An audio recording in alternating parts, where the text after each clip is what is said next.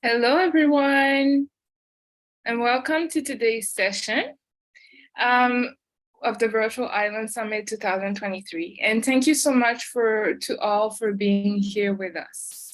My name is Linda, and I'm Island Innovations Digital Communications Manager, and I live on the beautiful half French, half Dutch island of the Caribbean, Saint Martin. I'm delighted to be here today, and I'm looking forward for this new session titled Recommendations for a Successful, Vibrant Future with the Scottish Islands from 2050 and beyond. Before we begin, you should see a poll appear on your screen. So please let us know where you are connecting from and your sector, of course, and your industry. So you have the poll starting right now. While you are answering this poll, I will check a bit the chat. So I see, oh, hello from Polynesia, from Colorado, USA. Hello from Scotland, from the Shetland Islands, from Barbados, Canada, Jamaica, there's Austria too. Let's see the results of the poll. Don't hesitate to also present yourself in the chat. Continue to say where you are coming from, your industry, your sector. Do we have oh yes, we have the answers of the poll. So we have 49% people from Europe, a lot of Europeans today, North America with 30%, and the Caribbean with 19%.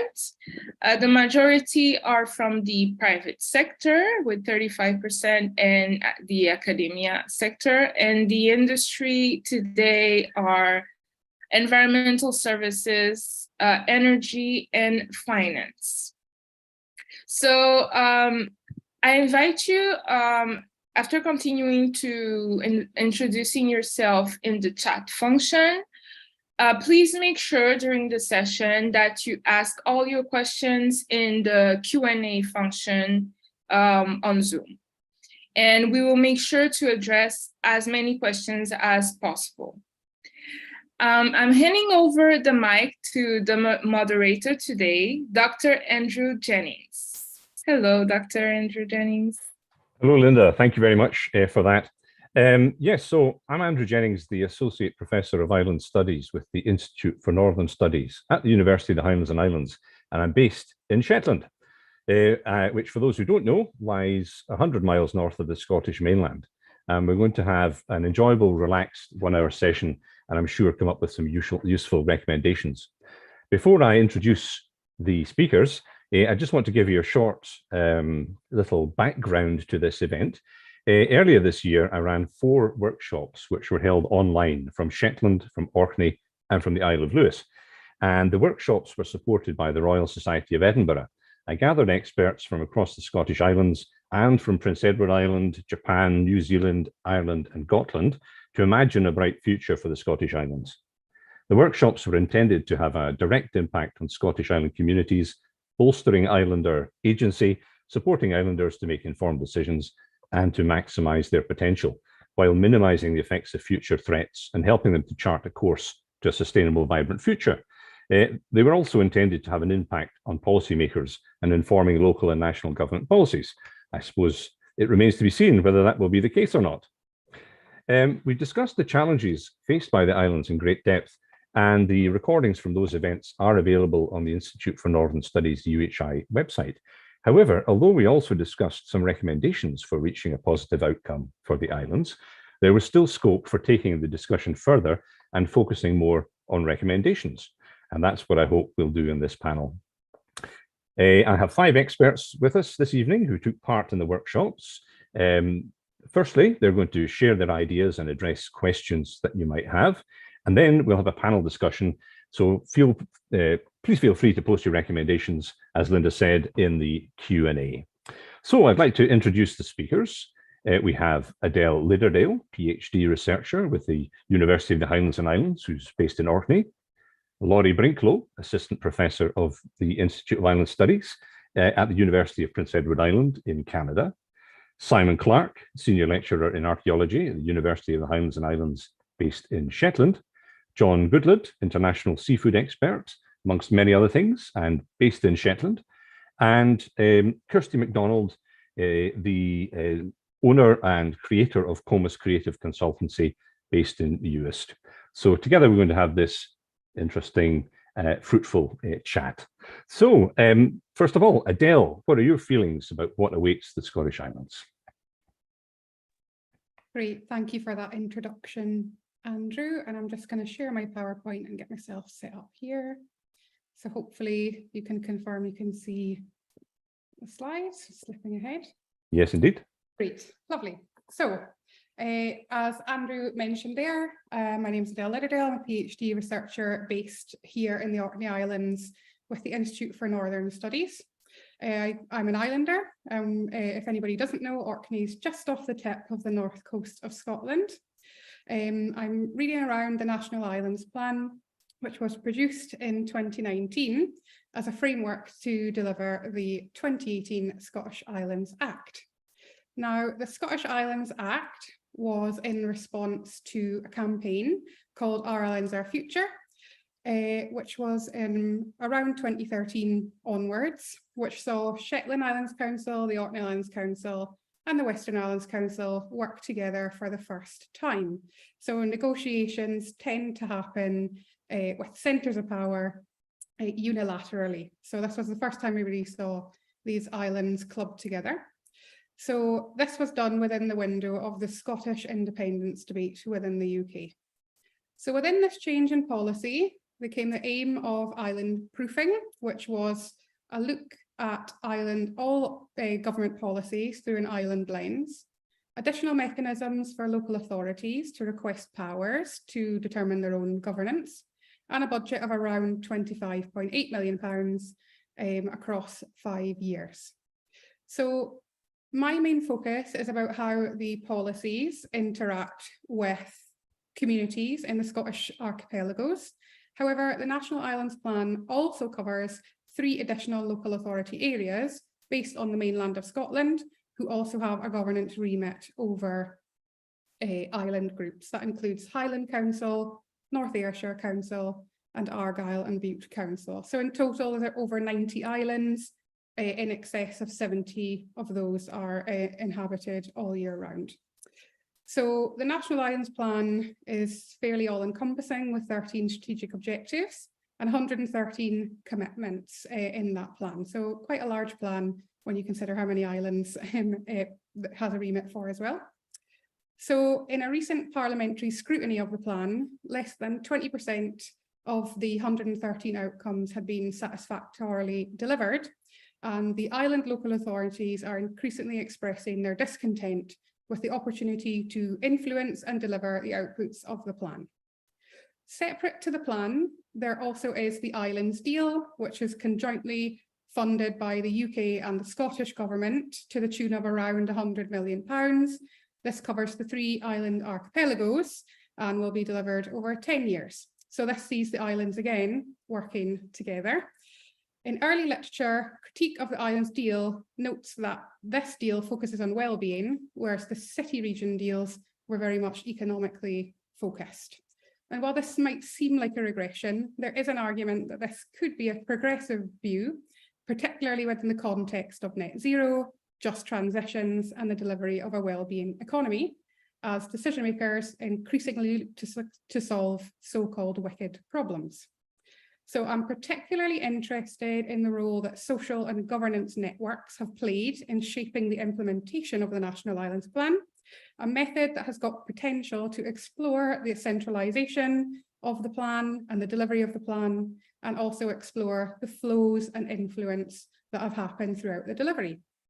So interestingly, the Scottish National Islands Plan is currently going through a redrafting process, the consultation of which will close in early October of this year. So by the time I finish my project, there will be a significantly altered National Islands Plan. So here, from a process of evaluation called outcome mapping, I think this kind of views potentially where we are with the plan. So the sphere of control was the original plan, the sphere of influence as more stakeholders become involved in the process and start to look at the outcomes.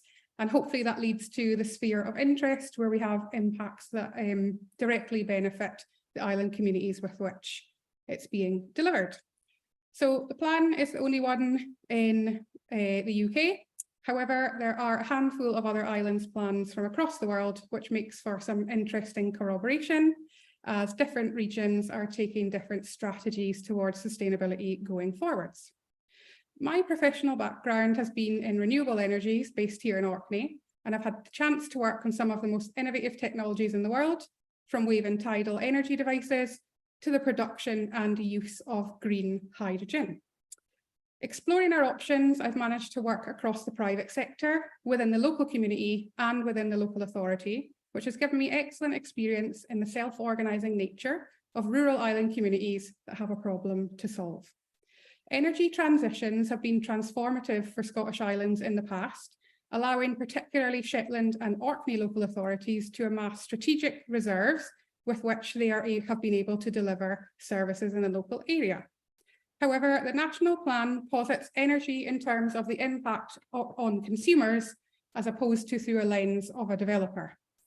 The model we've seen replicated at different scales throughout our communities has seen renewable energies bridge gaps in service provision, and the islands deal and private enterprises, including the larger multinationals on the islands, have identified energy developments as a route to net zero, but also as a transformational force.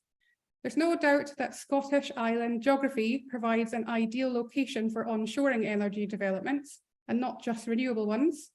But should we be focusing on evolution as opposed to transformation? It'll be interesting to see if the same transformations are possible or even desirable in the current paradigm on the Scottish Islands. So thank you very much, and I'll pass back to you, Andrew. Thank you very much, Adele. And I've got a couple of questions that I'll bring up later on, but something to think about is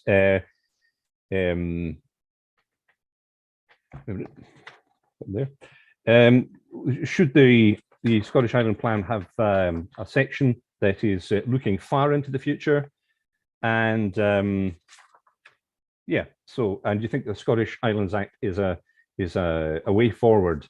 You know, has it done its job, and will it still be working a new version of it in 2050? So thank you very much. Okay, so to give us an international perspective on what's happening in Scotland, the Scottish Islands, and with some recommendations of what we should do, I'd like now to pass over to Laurie Brinklow. Laurie. Thanks, Andrew. So here we have, you know, the traditional Scottish Islands, and then an outsider coming in to give advice. No, I am not going to do that, because that's, as islanders, we do not want that. What I hope to be able to do is just share some other stories of what other islands are doing, or at least show that there are other people out there in the world that are thinking about islands, thinking with islands, and trying to come up with solutions. So I've always been known as a connector.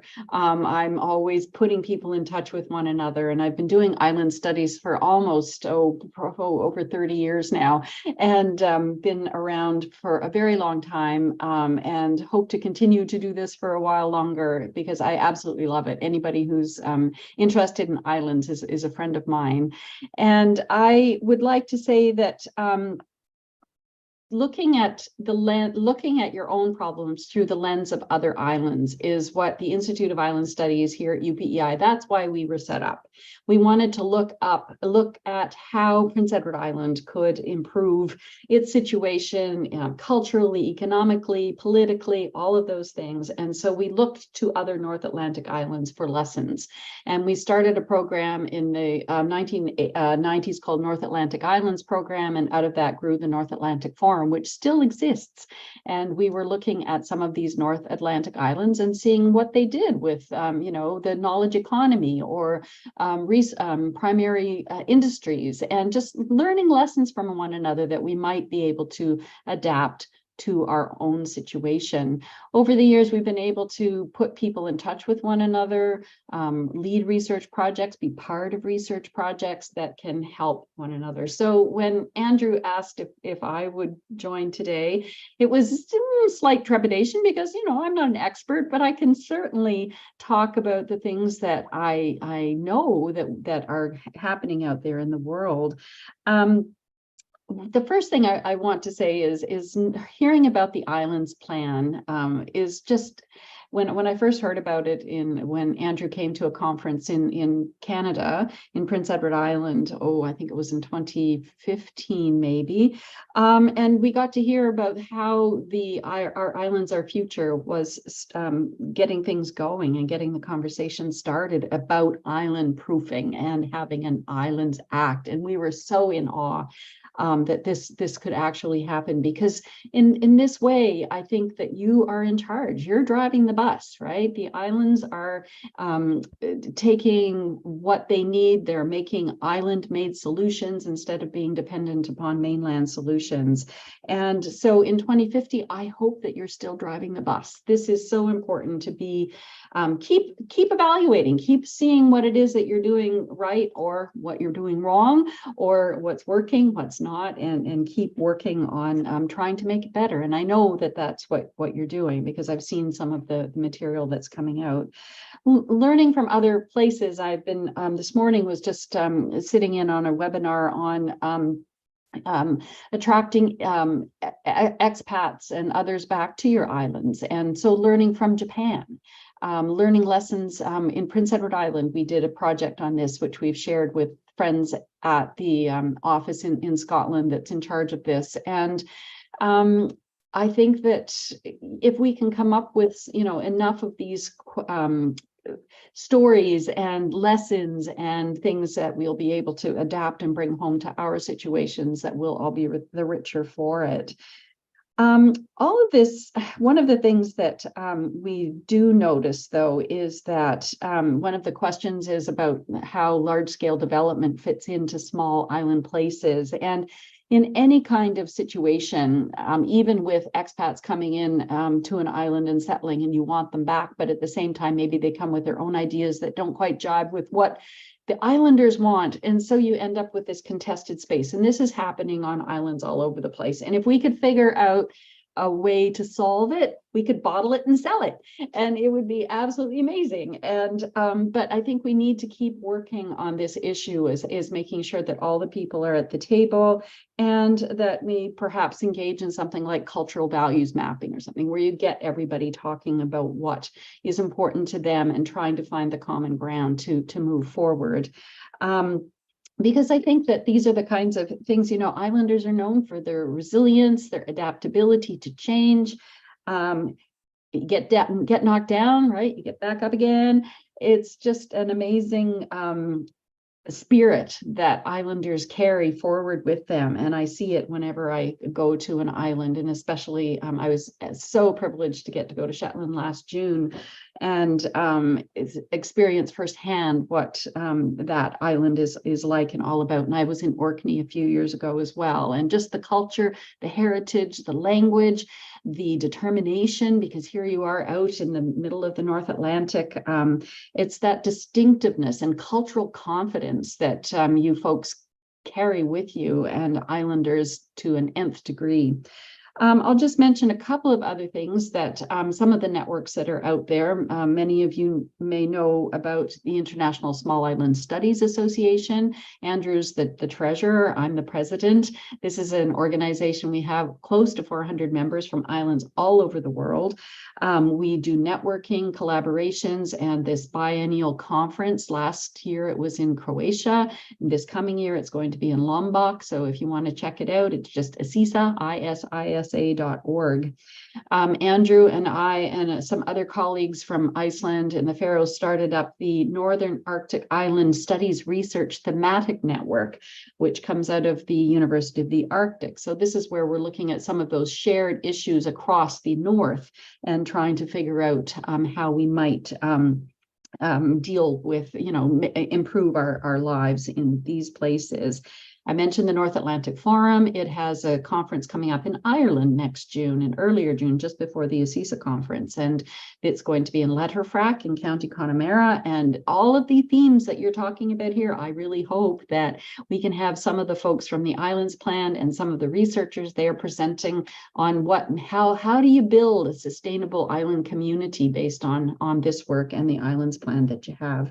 There's so many other organizations like the International Geographic Union, Small Island Culture Research Initiative. Of course, Island Innovation is just doing some amazing work, including this Virtual Island Summit. And so they're part of this whole global islands network that we're just so fortunate to have. And in Scotland too, you know, Scotland's Royal College, James Hutton Institute, CODAL, the Global Islands Network out of the Isle of Skye. All of these are amazing organizations that you can tap into and learn, because, you know, there's a saying, you've seen one island, you've seen one island, right? Even though we might all be different, we all share something that is really rich. And there's just, when islanders get together, there's just no end of conversation. We're always talking, we're always trying to help one another. And so that's what I'm all about, being the connector. So I'll stop there, but look forward to having further conversation with everybody. Thank you very much indeed, Laurie. And well, I think two of your messages that were continue the networking, you know, that continue that into the future, making connections with other islands, and ensure we maintain and develop our cultural confidence. So don't lose that. That's vitally important. And there are some questions now appearing in the Q&A. So if our speakers would like to have a look at those when they're not actually speaking. So I'll now return to Shetland, and I would like to introduce Simon Clark. Hi, hello. Simon. Hi. I'm going to share this is going to be death by PowerPoint slightly, so, well, hopefully not, but you know what I mean. If I can find the right one. There we go. Right, so hopefully that's showing at your end. So what I'm wanting to talk about is the networking of higher education, and a little bit of background about me. I came to Shetland 25 years ago to teach archaeology. And the big draw was that we were going to use video conferencing to connect a cohort of students that would be spread throughout the Highlands and Islands.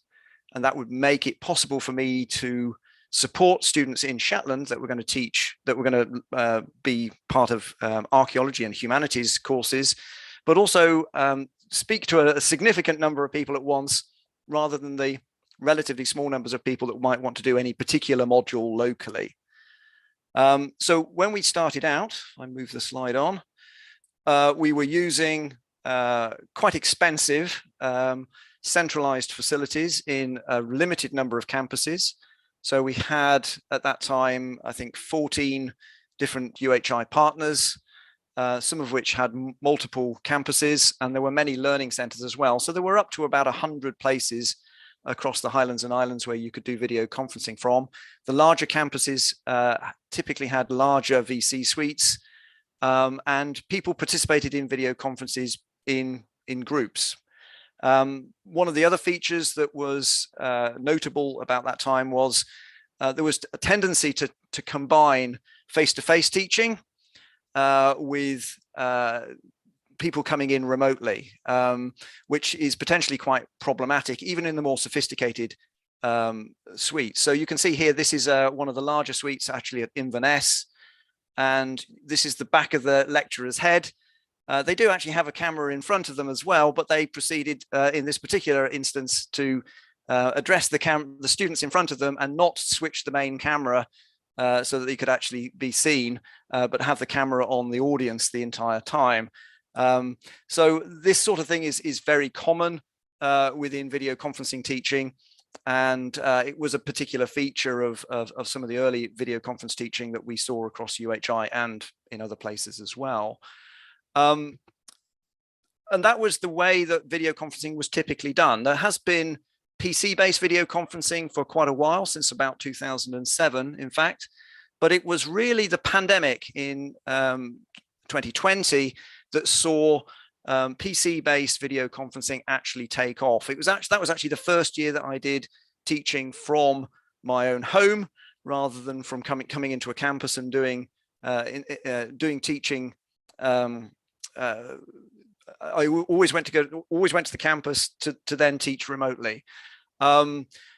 There were many problems, obviously, with the pandemic. There was a great deal of hardship, but in Britain, at any rate, the majority of people had relatively good access to broadband, and so for many people, they actually had quite a good pandemic from the point of view of network teaching.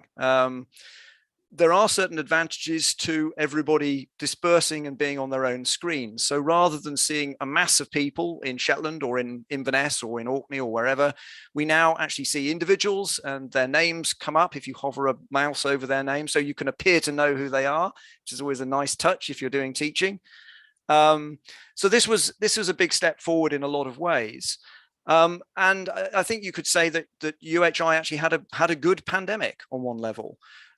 Since then, I'm less convinced.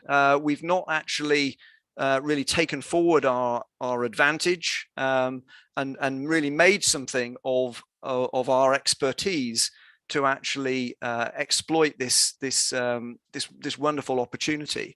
The great thing about video conference teaching is that it allows people to participate in higher education from wherever they're based. And that's as teachers as well as students. There are some problems with video conferencing. It's not for everybody. And I just want to show a couple of slides. So first of all, one of the things we can say is that video conferencing is perceived as being a much more successful experience by older students rather than the younger ones.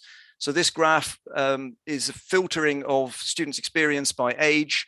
And you can see there's a lot more older students in the plus 60 category rather than the under 21 category that regarded the experience as overwhelmingly positive. And you can see the slope on the other side is kind of the opposite, that we have a lot more young students that had a miserable time by video conference, relatively speaking, compared to older students. This gives the lie to the idea that that young people are digital natives. The thing I would say is that once you get the very basics, once you get past the very basics with video conferencing, this is actually a communication challenge, not a technical challenge.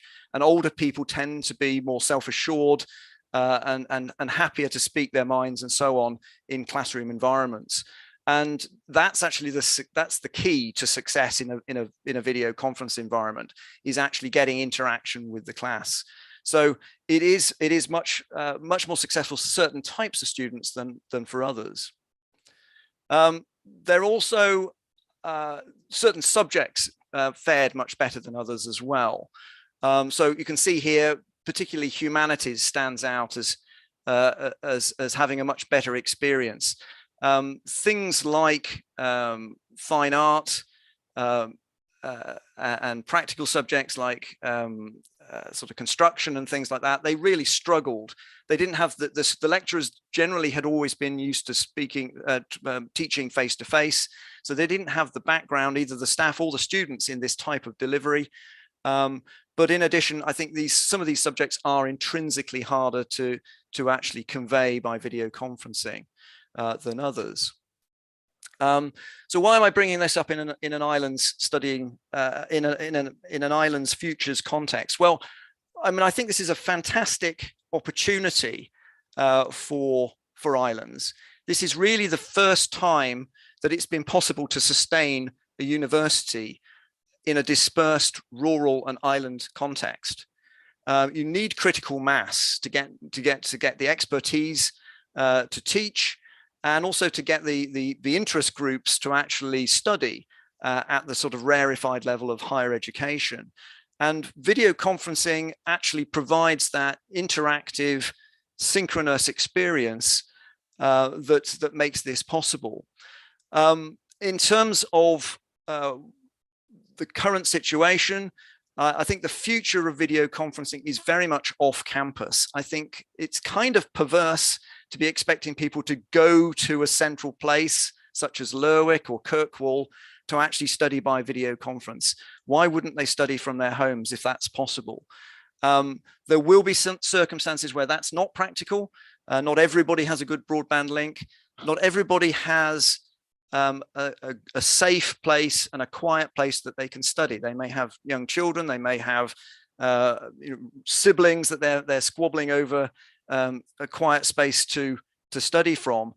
So there will be a need for learning centres. But I think the big challenge for our institution is actually what the future of the campus network is. And at the moment, I don't really see that the leadership of education generally, or in particular the leadership of UHI, is actually grappling with this issue at all. So I think that alongside thinking about what the future campus should look like, and I think it'll be very different, we also need to think about the strategies for delivery by blended learning. HyFlex is superficially a very attractive way to go. For those of you that haven't heard the term before, HyFlex is where you take what you need as a student from the experience. You could watch the live session, or you can watch the recording. You can have, or you can go to a learning center and you can get a face-to-face experience. That's actually very difficult to do well. And I think it's essentially beyond the resources of most higher education institutions, and certainly beyond the resources of somewhere like UHI. So I think we've kind of stumbled into being a HyFlex provider without really thinking through the consequences very, very effectively. But so I think there's fantastic opportunities in this technology, but also a lot of things to think through in terms of what we want to get out of it as an island-based institution in the Highlands and Islands. Thank you very much indeed, Simon. So maybe for our short discussion later on, you could give us a picture of what you think the UHI or equivalent might look like in 2050. Thank you. And now we continue with a Shetland presentation, but I don't think, John, you're actually in Shetland at the moment, or are you? But anyway, it's good to see you. John. Yeah, thanks very much, Andrew. I'm actually in Norway at the moment, and that's the wonderful thing with these video links. You can be anywhere. Although I'm in Norway at the moment, I want to talk about island autonomy in practice using the Shetland experience. Island autonomy has been a recurring theme in many of the Island Futures workshops. That, of course, is all very good, but sometimes these discussions can be rather theoretical and academic. It's therefore very important to remind ourselves how island autonomy can be really useful, really important, and really effective in a very practical way for ordinary people. The seafood industry is important for most islands around the world, but nowhere more so than Shetland. One simple jaw-dropping fact: there is more fish by weight landed in Shetland every year than in England, Wales, and Northern Ireland combined. And just let that settle for a moment. It's, as I say, a jaw-dropping statistic, which demonstrates how vitally important fishing is, the seafood industry is to Shetland, as it is to many other island communities. Fishing has always been and remains central to the Shetland economy, as well as its culture and society. And I want to look at two fisheries policy instruments, one disastrous and ill thought out, that was very nearly imposed from central government, and that one, in contrast, was debated, discussed, and implemented locally, which has worked extremely well. So first, the success story. For a long time, the Shetland fishing community has argued that it should have more say over the management of its industry, especially its local inshore industry. Having made this case many years ago, and eventually persuaded the Scottish fishery officials that it became clear that there was no legal basis to devolve fisheries management to local communities. And that was rectified when the Scottish Parliament was established. And one of the first acts of the new Scottish Parliament was the so-called Shellfish Regulating Order. And that regulating order allowed local communities to manage their shellfish fisheries. The Shetland Shellfish Management Organisation was established in the year 2000 and crucially granted the right to operate its own fisheries management order, the first ever in Scotland. So what was this? Who were involved and what did it do and how did it do it? Well, first of all, the Shetland Shellfish Management Organisation is not government. It's an organisation representing the seafood industry and community interests, community councils. It's not the Shetland Islands Council. What does it do? Well, it regulates and manages the fishery for all shellfish species within 6 miles of the Shetland coast. And how does it do that? It limits the number of vessels allowed to participate by a permit scheme. It imposes limits on gear type, gear size, and gear numbers. It introduces closed seasons and closed areas. So a whole array of fisheries management tools which are debated, discussed, and then implemented locally. It has been a huge success. The shellfish stocks around Shetland are managed sustainably. They've never been in a better state than they are just now. And the tightly managed industry is very profitable. External validation of this success was recently provided by the Marine Stewardship Council, which certified brown crab, velvet crab, and scallops from Shetland as coming from sustainably managed fisheries, a first in the UK. Local management, fully debated and discussed, huge success. Now, let's look at the disaster. 2 years ago, the Scottish National Party and the Green Party entered into coalition. Part of the Butte House Agreement, as the coalition was called, was a pledge to designate 10% of Scotland's seas as highly protected, highly marine protected areas. Within these HMPAs, there was to be no fishing, no fish farming, no offshore renewables, no leisure activities, no sailing, no swimming, no windsurfing. There was to be nothing. This was not based on any credible scientific research. It hadn't even been properly discussed with various stakeholders, including the seafood industry. It really was a political initiative stemming from the Green Party. They saw the opportunity of their coalition agreement allowing them to implement some of their dearly held policies. There was a predictable uproar in Scotland's coastal and island communities. And this reached a climax when a Tiree fisherman, a fisherman from Tiree, and a member of the Celtic band Skippinish, Angus MacPhail, wrote a hit song called The Clearances Again, which perfectly captured the mood.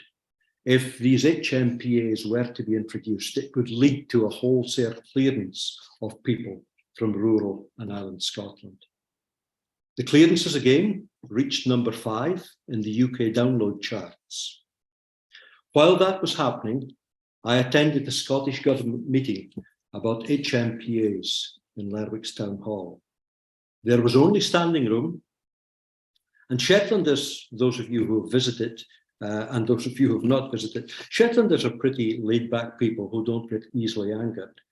But I've never seen so many Shetlanders so angry about the failure of central government as I did that night. The public outcry led to a split within the Scottish National Party when Fergus Ewing, who had previously been a Scottish Fisheries Minister, described the HMPA proposals as something that had been dreamt up by wine bar revolutionaries who had never dirtied their hands through doing a day's work. He then proceeded to tear up the legislation, the proposed legislation in the Scottish Parliament. Eventually, I'm pleased to say, these disastrous, ill thought out and ridiculous proposals were withdrawn. So I have 2 conclusions to draw from that quick look at fisheries policy within Scotland. Firstly, top-down governance imposed by central government can often be catastrophic for islands and rural communities.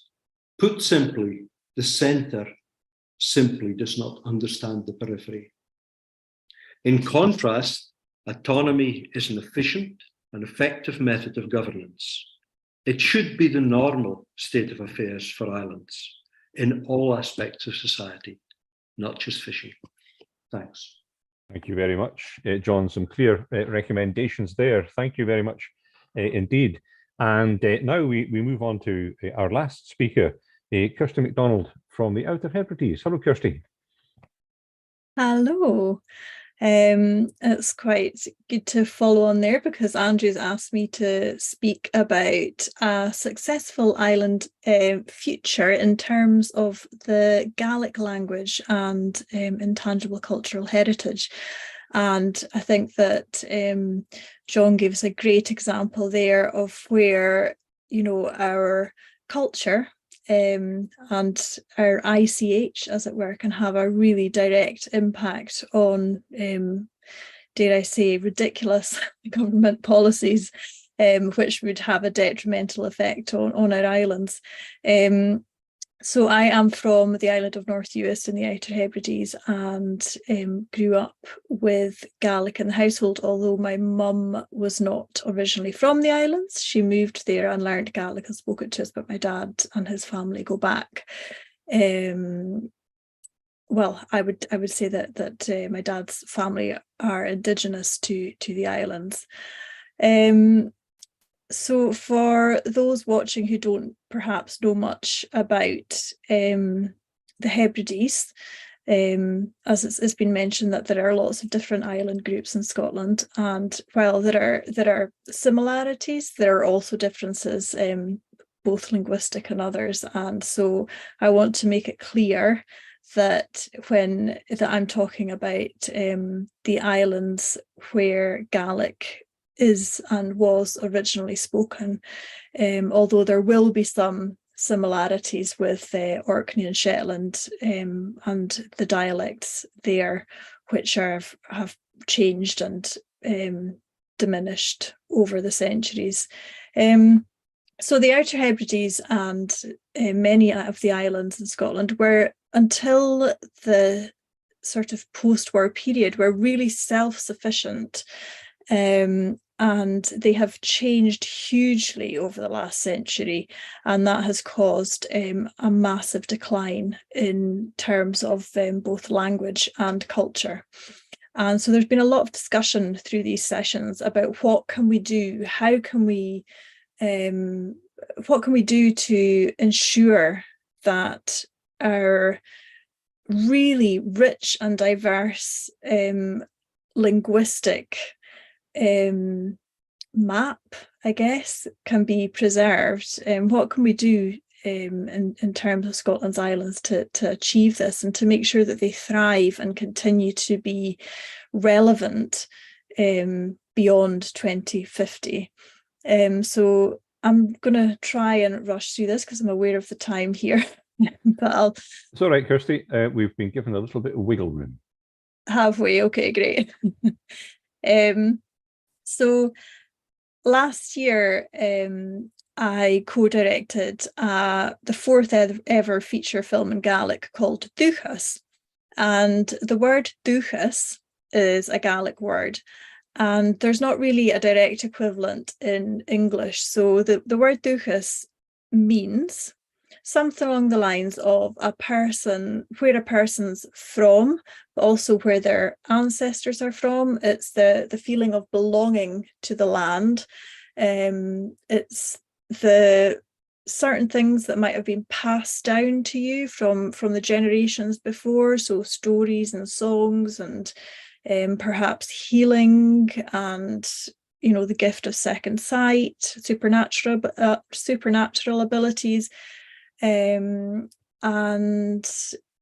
yeah, it's also about where, you know, where your forebears are from. So it's kind of a mix essentially of who you are and a really, really deep-rooted sense of belonging. And to my mind, although some people find this word controversial when we're talking about people from the islands, to my mind, the closest word in English is probably indigeneity. And I want to talk a little bit about this, because in terms of when we're looking at the future and looking at how we're going to achieve a successful future for the languages and the culture, I really believe strongly that we have to start having an open and honest dialogue about this. So a few years ago, there was a study brought out by UHI called The Gaelic Crisis in the Vernacular Community. And because Scottish Gaelic is an endangered language and it's at risk of dying out, we are reliant on people learning the language. And I cannot emphasize enough how important it is that we have people learning the language to help keep it alive. It simply couldn't survive without them. So I want to make it really clear that every single person who makes a little effort to learn the Gaelic language is extremely important. But at the same time, I think it's really important to be able to distinguish that there is a difference between people who have learned it and people who have grown up with it, and people who have grown up in the islands, immersed in the culture. And also the fact that there are many people in the islands who have grown up immersed in the culture but have lost, you might say, the language. I think many of the Canadian First Nations people that I've spoken to say that their language is sleeping, and it's a bit like that. For basically colonial reasons, the language has pretty much been beaten out of them. So they're generations before, it was they weren't allowed to speak it in school, and so the whole psychological idea of it holding you back, etc. So it wasn't spoken to future generations. So there are a whole load of people who have a little bit and they heard it growing up, but they don't have confidence in it. So we need to start having a really open dialogue about what it means to belong to the islands, what it is that makes us different, and perhaps that we should be proud of that.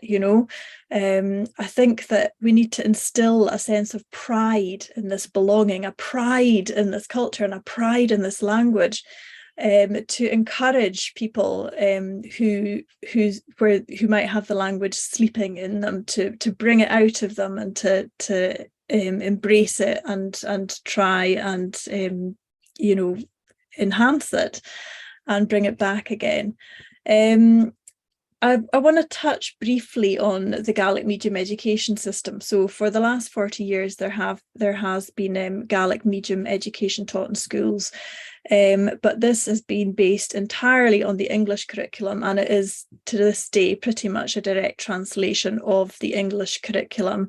So one of the recommendations that I would suggest is that I think that the Gaelic medium education system needs a little bit of an overhaul, because the kids are being sent home storybooks that are translations of, for example, perhaps The Wolf and the Seven Kids, written in English, whereas we have a perfectly good Gaelic Indigenous version of that international tale ourselves. And why are our children being taught a translated version of the English tale instead of their own version that it has existed for thousands of years? It seems completely bizarre to me. So I think that, as I mentioned before, the thing that has been lost, I think, in the last few decades is intergenerational transmission. So people not speaking it to the next generation, perhaps relying on them being taught it in school. And my own Gaelic, I would say, is sadly just a fraction of the wealth and the richness that my father's was. And likewise, my children's is probably only a fraction of mine. So it really is diminishing. But there are ways to bring it back. We have recordings, we have lots of ways that we could use to bring that back and create and revive a language that is still alive very much, but is struggling. So yeah, I think starting to have a dialogue about the different ways in which Gaelic can be used, and in particular what the intangible cultural heritage brings to it. I think we need to think about what is the language if we don't have the culture to go with it. You know, what's the point of just having the language on its own? We need to remember that there is this rich culture behind it, and cling on to that and make sure that that remains a part of it as we go forward. So I think I'll leave that there. Thank you very much indeed, Kirsty. Well, there's lots to pick up on. So everyone just wants to turn on your cameras so that we can have this short discussion. We've been given a little bit extra time. We have a little bit of grace, but not too much, so we can actually engage with some of these things. So thank you very much indeed for all these important comments and thoughts and recommendations. So there's some questions in Q&A, but before I open that up to you, I want your comments on what I took out of some of the things that you've said. So if I list them, there's with Adele's study of the island plan, there's clearly a need to ensure that island plans continue to develop in future in conversation with the island communities. They have to be appropriate and not just imposed from above. I actually commented on the forthcoming plan 2 days ago, but I'm not sure if any of my comments will be allowed. Anyway, there's also local management of resources, so the practice of autonomy, so island communities actually have a say, the important say about how things are run in the communities. So that definitely, John, we'll talk more about that. Simon, your criticisms of the way that higher education is being provided at the moment, but yet saying it's great that we do it. So we need to continue to innovate so that we are providing appropriate higher education for the future. And then quite a lot of different things about Gaelic and Gaelic heritage.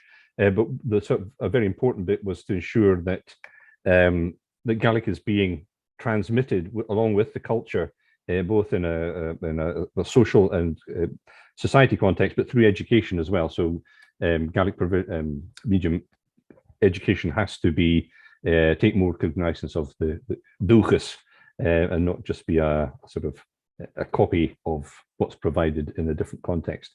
So, and yet all these things come together. There's sort of an awareness that we have to keep thinking about how to change and how to adapt and how to innovate in all these fields, and not sort of just rest on our laurels. There's a lot of work to be done to keep on top of all these challenges.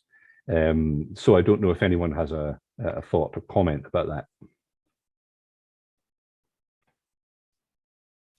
I think there's an interesting balancing act to be made between keeping the distinctiveness of the region and retaining its identity, but also retaining connections and relevance to the wider world. I'm struck by what Kirsty was saying about the need for learners of Gaelic. But it is at the same time, it's a threat to some extent to the purity and the identity of the island to have all these incomers linguistically as well as physically to a community. And I think there's a similar issue with the way we use the technology as well. The technology potentially allows us to reach out beyond the islands, to recruit students from beyond the islands, to attract people in, and to actually also to provide education to and from the islands, so that young people aren't leaving, but also scholars aren't leaving the islands to go and teach from somewhere else. But at the same time, it also makes the area vulnerable to to being overwhelmed potentially by much larger institutions that just pipe it in from Harvard or Oxford or Cambridge or whatever. I think it's a real time of danger as well as of opportunity. It's exciting, but it's also quite frightening, I would say. Thank you, Simon. John. Yeah, it's a fascinating point you make, Simon, and I understand exactly what you're saying. The island communities, rural communities generally can gain so much from new people coming in with new ideas. But if all of these people coming in with new ideas and new ways of looking at things don't make an effort to participate in the local culture, learn the local language, or in Shetland's case, learn how to understand Shetland, then you're right. What makes these islands special will become lost. So I think there is a responsibility on people who move to these communities to really do everything they can. Not everyone's a linguist, not everyone's interested in traditional music, but everyone, if they're moving there for a reason, I think they do have a responsibility to do what they can to try and help, to contribute to that culture. Cultures and language always evolve, and they can make a positive and really valuable contribution. I think what really worries me is people who move to these areas and then simply try to import into these communities their language, their culture, their perceptions, their way of doing things, and that's where we have a problem. Yeah, we have to respect and value the cultures and history of the place that we live, and that builds identity, and it also builds well, confidence, and confidence is what we need for the future. Kirsty. Yeah, I think confidence is what we need, and I think that's islanders, as John said, by nature, certainly where I'm from anyway, generally very laid back. They don't like to speak up or put their head above the parapet. They tend to want to kind of go with the flow and not create a fuss. And so when people do move in and with their grand ideas of what things should be like and how they can create great change and how they can do this and do that, mostly people don't get involved, and they just let them get on with it. And yeah, each time something like that happens, a little bit of the island soul disappears, I think. And I think it's time for us to start standing up and saying, hey, hang on a minute, please do come. We need the islands to be populated, but we're actually here. We know how things work, and perhaps you might want to speak to us first. And yeah, so that's my tuppence worth. Thank you very much. And now we've got 3 hands up. I think it was John, Laurie, and then Adele. Yes, without trying to hog this, it just, as you spoke, Kirsty, it occurred to me, I was in the Faroe Islands 3 weeks ago. I spent 10 days there. I often go there, and I'm always struck about how one of our nearest neighbours from Shetland is an incredibly simple, people. Nothing's too big a challenge for them. They speak out. They're the opposite of what you described about the islanders in the Western Isles and in Shetland. This time I was up, I was asking a guy, I says, why are you such a confident, self-assured people? And he says, it wasn't always like this. And then he recounted in his grandfather's time about how the Faroese lacked confidence, were self-deprecating, everything had to come to Denmark, they weren't proud of their own language. And he was describing the Shetland of today, or I assume the Western Isles of today. And I said, but what changed? What changed? Said, when we got home rule, when we were able to make decisions for ourselves. That's what changed. That's made us, we now know that we're responsible for our own decisions. And that's given us a confidence. And he said, confidence and autonomy go hand in hand. So I think it's a very relevant point that came to mind when you were saying that, Kirsty. Thank you very much, John. And Laurie, you were next. Another example of that was quite evident way back in 1992 when we hosted our first island living conference here on Prince Edward Island, and we had Icelanders and Newfoundlanders, and both of them, they remarked on the fact that they had each gained some measure of autonomy in around 1945 for Iceland, 1949 for Newfoundland, and yet Newfoundland kind of, became one of the have-not provinces of Canada, whereas Iceland has gone on to become a very successful and culturally confident country. And a lot, this is such a rich, research into what it is about cultural confidence and the fact that this happened, and very similar to what John mentioned about the Faroes and having that independence and knowing that you are responsible for yourself. The other thing is that idea of being the underdog. And so in Canada, Newfoundland, Prince Edward Island, the whole Atlantic Canada has been often thought of as an underdog from the rest of Canada. So even though we might be looked upon as, inferior to the rest or peripheral or marginal to the rest of Canada, we know in our hearts that it's a very rich and vibrant community and working together against the outside. And sometimes I think that outside enemy now is climate change, and we have to work together and use our whatever powers we can to get through this, because that otherwise we're not going to be here. Thank you, Laurie. Absolutely. And Adele.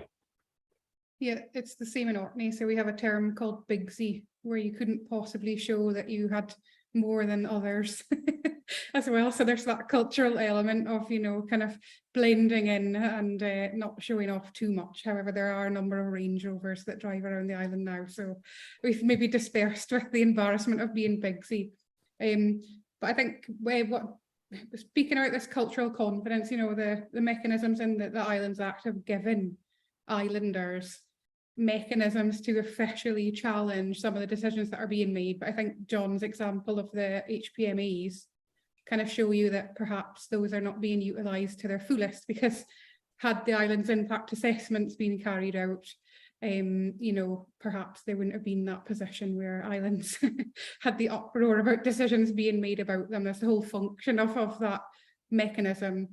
But there are also abilities for local authorities who I do argue to an extent are community organisations, because the councillors are community members and the officers that work in the local authorities and the island groups are also community members as well.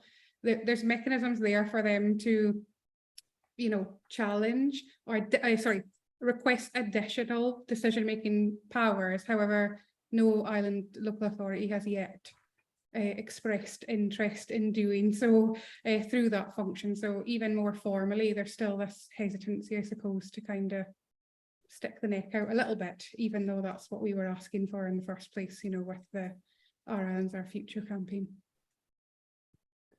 Thank you very much indeed, Adele.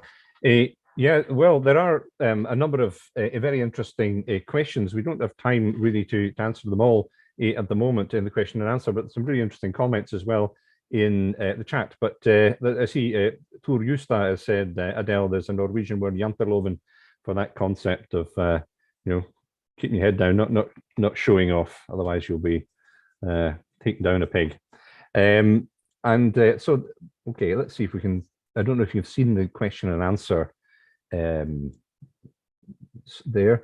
There's one that's really stuck out. Chris Hall has asked, how do islands combat wine bar revolutionaries, which leads to unsustainable programs under the banner of net zero? So I don't know. Anyone want to comment on that? John, you brought up you mentioned the term.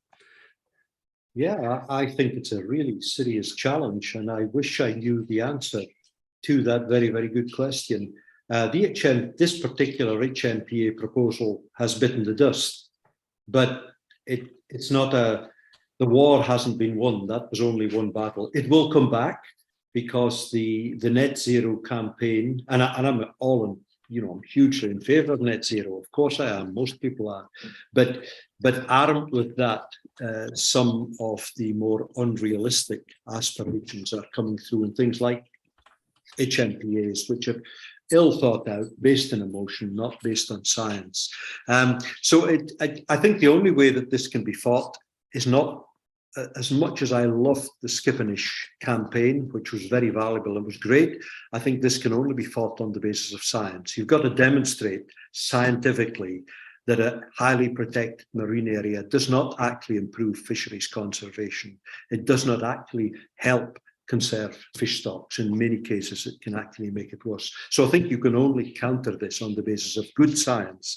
And that's where I'm pleased to say the University of the Highlands and Islands is doing some sterling work with its Marine Centre in Shetland, as are other institutions as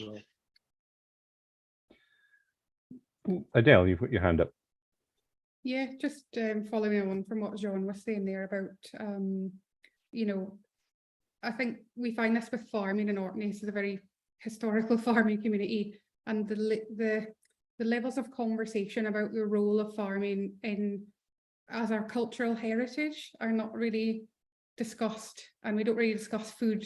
You know, we don't really discuss these industries as consumption of food, you know, so I think there's that layer that needs to be kind of brought into the conversation as well. And actually, John's first example of how Shetland govern their fisheries is a really good example of Eleanor Ostrom's prize-winning work, Nobel Prize-winning work about governing the commons, which shows that when you hand over power to local areas to govern these things, then the government is strict. The governance tends to be stricter, and you know, and more accepted in the local area as well. So I actually think that's a really good example of, you know, how well thought out policies that are handed over for those in the local areas to govern can actually benefit, you know, climate, you know, advances towards climate change and net zero and things like that as well. But, you know, we're going to need to eat, so we need to be talking about, you know, food sufficiency policies for our area as well. And I'm not sure that we can grow soybeans just yet. So I think those conversations really need to be had with the mind that, you know, thousands of years worth of fishers and farmers, not just a pound to be made. It's a really, really important part of that conversation. Thank you very much indeed, Adele, for that heartfelt comment. Well, we're really starting to just coming to the end now, but I just want to ask the speakers, is there anything that you would like, any recommendation that you would like to give us that you haven't had a chance or has just occurred to you over the last 8 hours?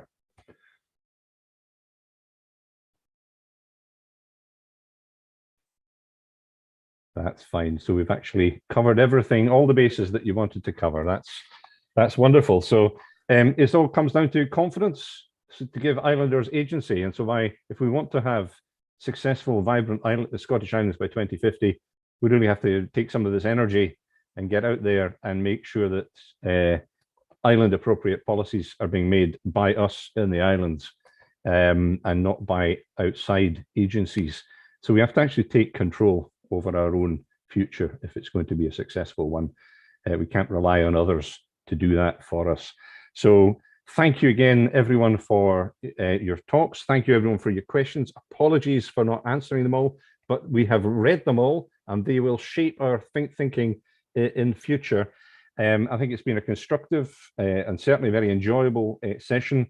And I think the future of the Scottish Islands is going to be challenging, but I think with experts and islanders like yourselves on the case, I think the future will be bright and we will make it ourselves. So thank you very much. And thank you to the Virtual Island Summit for allowing us to have this session.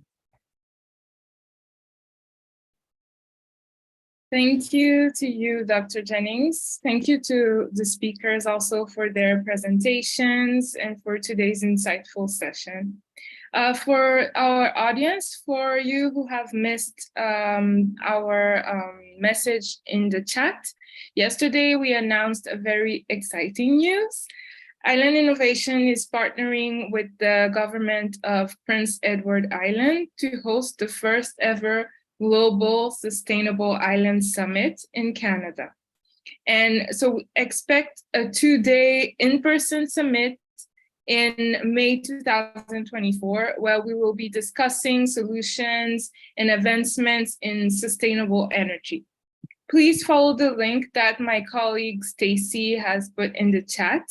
And you can also use your discount code VIS 2023 to get a super early bird discount, and which is valid until September 30th. So please don't miss it. I thank again the moderator and the speakers today for their wonderful presentations, and I wish everybody a great afternoon, evening, or day, wherever you are in the world. Thank you. Bye.